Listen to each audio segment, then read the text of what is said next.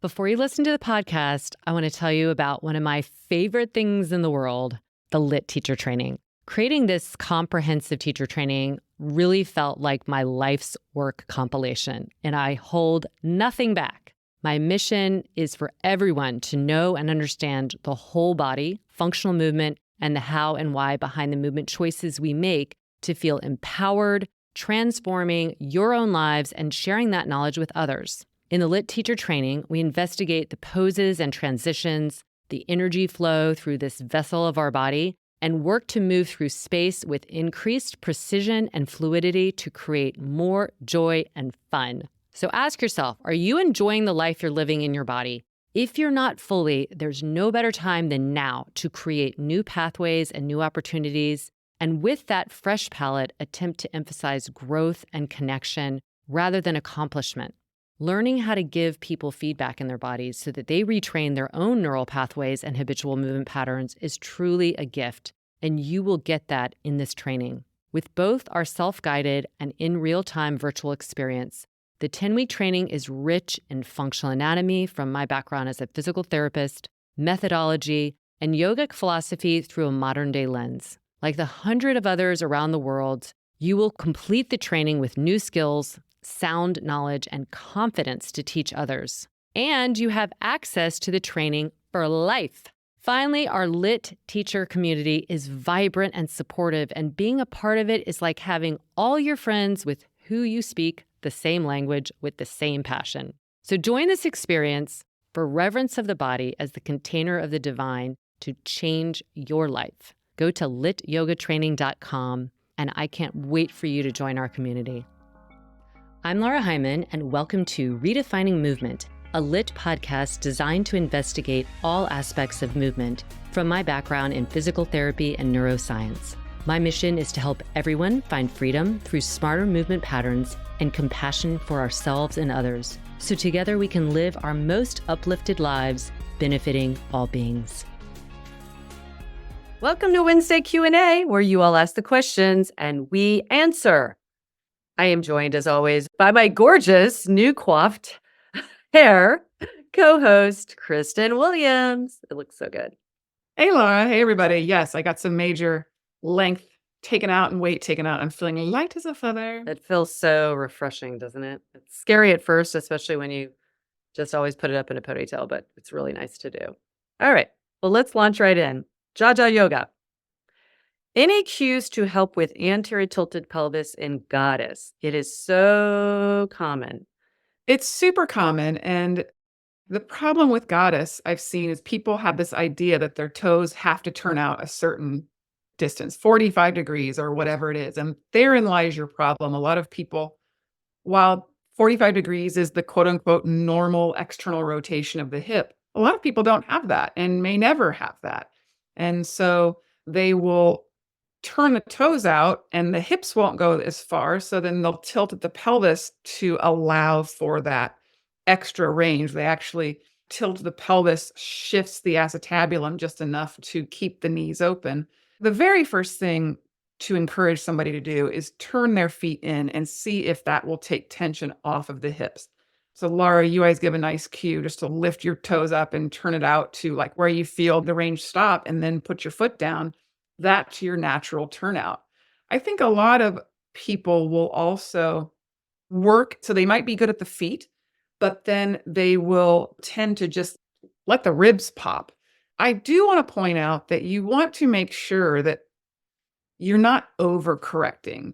I'm standing up, so if you're watching on YouTube, you can kind of see where here I'm in a goddess, and we'll see people that will do this as they're trying to, because they don't want to be here. She's like posterior tilting almost and rounding into the thoracic spine. Yeah. Right. And like jamming into the front of the hip.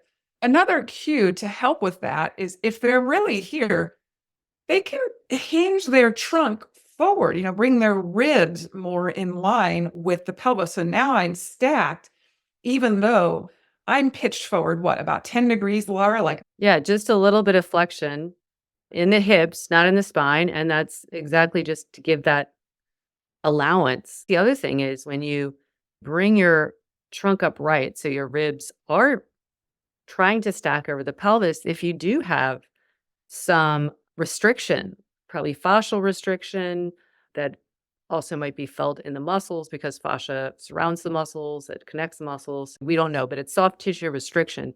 That's when your ribs can go out or you can push, your pelvis can tilt because you're stretching in a big way. Now, a lot of times external rotation of the hip will help with that a little bit, but still, if you have a lot of tightness, you can still see it.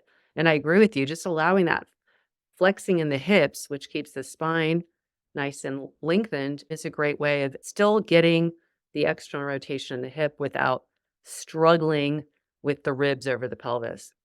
You mentioned the feet, and I think that as teachers, as movement educators, and then as people practicing, stop thinking about what the feet are doing and think first the movement happens in the hip and let the foot reflect that versus, it's like this is the rudder. Like if I'm rowing, the movement is generated by my hands on the oar, even though it's going in the water. And we might be looking at that. And of course, the way it goes in the water and all that is important. But the movement is produced on the other end of it. So we need to first think of the movement being produced in the hip joint. And for many people, they won't have that external rotation that would put your toes much less straight out, but even minor 30 degrees from being straight out easily. And I have great external rotation. And the people that can do that and it looks okay probably shouldn't be doing it because they're the hypermobile people. We want some tone in our glutes that are going to restrict that big range of motion. We want to have that support around the hip joint on all sides that keeps it. So we think sometimes like, oh, my hips are so tight, but then some people might have too much laxity in there. So I think for the most part, everybody should be a little bit turned in, meaning not trying to get that.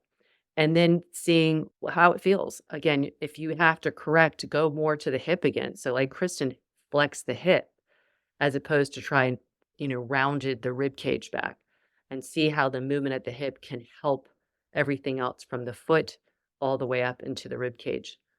Find that better alignment and it should feel good. It should feel like you can move up and down. You could reach for the ground. You can turn to the front and crescent lunge. If you feel like you're stuck, you probably are stuck. You're probably hanging on some type of soft tissue restraint, and that's not going to benefit you. When you flex at the hip, don't forget, you want to bring the rib cage with it. You don't want to leave the rib cage then back behind because then it's going to go into your low back. You're right. It's seen a lot. So I think it's, again, like how we language it. This is about a squat with your feet turned out a little bit, but it's really about external rotation of the hips. Okay, next question is from Kathy G. Can you detail what are some of the benefits of incorporating different types of movement into our daily lives? I notice you do this a lot on the mat, and I know the reason why, but I'd like to be able to explain it to others more. Oh gosh, it's so important, especially as we age. When you think about if you have children, watch how your children move. If you don't have children, go to a playground and just watch. They're all over the place. They're moving side to side. They're going up and down. They're rolling. They're spinning. And then we naturally stop doing that with age. We sit. Our jobs tend to be more what we call sagittal plane, front and back. Go to a gym. What's everybody doing? They're riding a bike. They're running on a treadmill. They're on a Stairmaster. They're going forward and back. We don't get enough of frontal plane and then transverse plane motion as we get older. And so what happens is the body adapts and loses mobility and loses joint range of motion and loses strength and connective tissue pliability in all of those movement patterns. So the biggest or the easiest way, kind of like the elevator speech, is just moving in multiple ways takes advantage of full joint range of motion and soft tissue pliability in a way that we wouldn't otherwise be getting. And that is so good for the brain. It is so good for the body. Your body will, I promise you, give you a sigh of relief after you move in this manner. Getting on my mat, even if it's just for 15 or 20 minutes, when I'm practicing, I'm like, oh my God, like it just feels so good to move in those ways, usually out to the sides that we no longer get. What's another quick elevator speech you give for that, Lara? Well, I think of it like simply like all the things you said, and it just gives you a bounce in your step. And here's a great example. I remember this so specifically when you were talking about the gym. I just had this flashback. I was at the gym. This is a place where I would teach. This was 20 some years ago. And there were two guys, both were anywhere from 30 to 40, but the one that was on the treadmill was younger. So this guy was on the treadmill. He ran. I mean, he was running like for an hour. And then there was a guy, there used to be this rock climbing wall, and he looked a little bit older, had more silver in his hair, but still had the body, like their bodies were similar in terms of very fit. And I remember when the guy got off the treadmill, he was going to change his shoes because they were like the running shoes that you did on the treadmill. And he leans over to change it. And it's like he could have been a 50-year-old just leaning over. He looked almost off balance, had to hold on to something, didn't have really good range of motion. And I was thinking, wow, that's weird. Like he just looked so energetic on the treadmill. And then he's like having a hard time. And then this guy gets off this climbing wall and he just literally landed, almost sprung over toward the locker room. It was a gym that was all open. And I had been watching them both because I love just watching people in motion. And I think that's really the answer is this rock climbing guy was moving in all ways, big ranges of motion, like KB was saying, like the joints are moving. Soft tissue is getting stretched. The muscles are responding. They're both lengthening, they're shortening, they're isometrically holding, everything. And then this runner who seemed to be in great shape, but like going to get his shoes looked like a man 25 years older. His back was tight, his hips were tight. So the guy who got off just like literally bounced and went away. It gives you your bounce. That's why the kids literally bounce around. There's a suppleness in the joints. There's a suppleness in the tissues. You've got to get down. You've got to get up. I'm thinking about that guy in the treadmill. Like he probably gets on the ground rarely. In daily life, you can get on your bed, you get up, you go take a shower, you go to work, you're sitting in a car. He comes and runs on the treadmill. But that bigger movement of getting to the ground, getting back up, doing that regularly, that's a full range of motion of your hips. It doesn't mean your back isn't going to move some, but you're not relying on your back to get you to the ground. You got to rely on your hips, your ankles, your knees. You keep those supple. So that's what we need. It's going to keep our vitality optimized, that bounce in our step, and that feeling that we can do anything. Think about the time, sometime in our adult life, that we started to say no to things versus the kids are always like, I'm going to try that. Unless their parents were fear producing, but like it really gives us this yes for life. When you said that about the gym, because I had that and I remember writing that down in my journal, I was like, this was a perfect example of being fit, but not functional. Like fit aerobically, just seeing the difference. I'd always appreciated rock climbing because I would see these guys and they're like, and girls, spidery. It's a very similar demand that I think we do in lit. That's what I want. It's that elastic property and being fit and functional. I want to share with you a little secret I have. This secret is this amazing skincare line that I've been using now for a year. Now, I am a product queen. It is the one thing I spend money on. I don't spend a lot of money on clothes, but I love products. And I love skincare products because I want my skin to really reflect and showcase how I feel inside. But this is honestly the best product I've ever tried. And I love the fact that it's vegan, it's all natural. You could literally eat it because it's totally organic. Herbal Face Food. It's the most potent anti-aging, multi-correction, antiviral skincare on the market.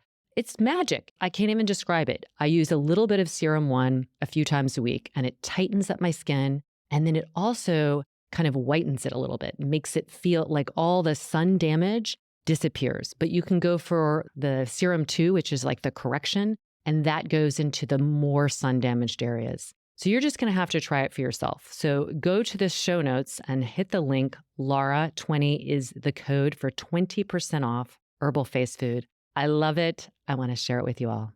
This is from Aaron Mack. Another question about movement. What role would you say movement plays in managing stress and helping with relaxation? I have not been able to workout as much. I'd really like to try your platform, but I haven't yet because I've been taking on a project. But I've noticed I'm losing my shit, excuse my language, more and more. Of course, I know it has something to do with that I'm not taking care of myself, but I'm curious how you would explain the movement plays in managing stress. These are great questions. I got a lot of really like insightful questions like that. I think it's because we talk about movement as being this medicinal, absolutely necessary dose that we need in daily life. And it's not just to look good, it is to feel good, but it is everything. It impacts every system. So, Erin, I'll say first, it's such a cliche, and yet it's so true. And I remember when I worked in rehab, again, I had so many stories that I write down there too. But it's all the things people say in rehab, working with older people, which I loved more than anything because there was such wisdom they brought and there was humor. And especially in these kind of vulnerable states of like having had a surgery or a really life altering event slash disease, there's a reflection. And so many of them talked about working in a job they didn't like and then retiring and having a stroke or not spending enough time, et cetera, et cetera. No one was ever talking about, oh, that project. I was so excited that I finally got that done and got that promotion. Like we're all highly motivated individuals. So we don't want to just be flippant about that. But at the end of the day, it is you that matters and your health and your mental health. In LIT, in our teacher training, I speak a lot about stress is actually good until it's not. The key, Erin, is to find where you can adequately manage the demands of your work while still taking care of yourself, because then you're going to stay in the good side of stress because stress is motivating. It makes us productive. When it's, again, not too much, we have incentive, we have a drive. But when we get into the red zone of stress, that's when it gets debilitating. It gets harmful. It really wears us down mentally, physically, and otherwise. So movement, more than anything, is going to help you stay in the green zone of stress because life has stress. We can't eliminate it. And it does, again, make us wake up in the morning and have purpose. But movement is the overlying kind of daily dose. It's like the vitamins, the minerals, the nutrients that you have to take to digest, metabolize, and manage the negative impact that stress could have otherwise. There's my very brief explanation. Well, I mean, I think when we just think about brain health in and of itself, movement is feeding the brain. It's keeping the brain plastic, which is going to help us therefore manage stress, manage cortisol in the body, flush it out. It becomes a meditation of sorts, that cognitive requirement of movement, which is why a lot of people going to the gym and hopping on the treadmill feels good. Hey, I'm a runner. I love a run. A run does help my stress, but I wouldn't say it helps it in the same way that full body movement does. And because I don't get the same benefit of just the brain having to motor plan and having to transition, we take the focus away from that which is stressing us out because we start to focus inward. And I think there's a lot to be said for that. Yeah, like mindfulness does not mean lack of movement, sitting still, trying to clear your thoughts. You're going to clear your thoughts and manage stress when you're mindful in your movement, like she's talking about, which is challenging. You can't really be mindful if you're just doing the same thing over and over again. Absolutely. And so even if, Erin, you're in a project, you got to honor that. We got to pay the bills, we got to do the work. On LIT right now, we've got so many 15, 20, we've got it all separated out, 20 minutes or less. Give yourself the gift of 20 minutes of movement. 20 minutes can make a difference in how you feel. 40, 60 minutes is going to make a difference in your body more so. It's a game changer. And then you start to realize how that serves you. I think that's the biggest thing that keeps people from moving is the time commitment. I don't have time to go to the gym. I don't have time to do this. You've got 15 minutes to go put and do some movement and your stress will go down. Yeah, it is. And this has been proven, right? And the other thing is, if you can do it before you work or in the middle, like you will go back to doing what you were doing with a heightened focus. So you will be more efficient, more effective, and it will feel better. It doesn't feel good to be doing something and having to, like spend so much time on it and just fighting the distractions that your brain is going to naturally have because it's not made to focus for those long periods of time. So giving yourself a break is actually making you more productive. We know this to be true. All right, I think we gave you that lecture, but Erin, we'd love to see you and anybody else on the Lit Daily. We have revamped it. We continue to do this. We get feedback from everybody. We've made it super simple. You get on there, you pick what you're in the mood for that day. You might be in the mood for beginner, intermediate, advanced. You pick it, the toggle, and then you pick the time. You can go and save your favorites just like you would on Netflix. You can see what others people's favorites are. In the trending now section, you just can go to the search bar and type in stress relief or hips or neck, whatever, and it's all there. And it's there because we really want to provide this movement medicine package in a way that's effective and efficient because we know time is the one thing that most people are needing more of. And so we're trying to make it as easy as possible. So check it out. And thank you for these wonderful questions and your beautiful kind of interest in movement. We really love it and love sharing it. So please send us any questions. You can direct message us on Instagram at lara.heimann or kbwilliams99. You can also write us at support@lityoga.com. That will get sent to us and we will put them in a little folder and get to them as soon as we can. And please rate and review. Share this with your friends. Yeah, we love talking. We love this podcast, and we would really appreciate so much not only you listening, but sharing it with others. It really means the world to us. We love just getting on here and we get lit up talking about lit and talking about movement in any way that we can help. So thank you. And as always, we're pulling for you. Thank you for joining us on this episode of Redefining Movement. If you like what you've heard, please like and subscribe wherever you get your podcast. Feel free to leave us a rating and review or share with someone you know. Check us out at www.litmethod.com.